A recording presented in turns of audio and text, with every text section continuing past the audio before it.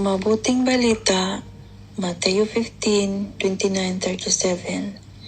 Ang mabuting balita ng Panginoon ayon kay San Mateo. Noong panahong yon, nagbalik si Jesus sa tabi ng lawa ng Galilea, at siya'y umahon sa burol at naupo. Nagdatingan ang napakaraming tao na may dalang mga pilay, bulag, pingkaw, pipi, at marami pang iba. Inilagay nila ang mga may sakit sa harapan ni Jesus at kanyang pinagaling sila.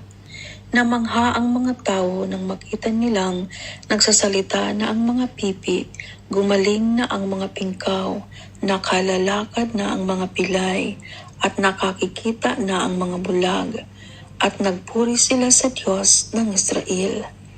Tinawag ni Jesus ang kanyang mga alagad at sinabi, "Nahahabag ako sa mga taong ito, sapagkat 3 araw na ngayong kasama ko sila at wala na silang makain.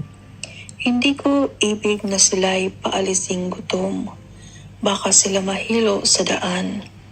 At sinabi ng mga alagad, "Saan po tayo kukuha rito ng tinapay na makasasapat sa gayong karaming tao?"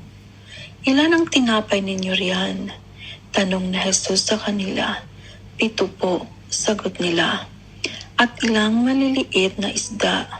Ang mga tao ay pinaupo ni Jesus sa lupa.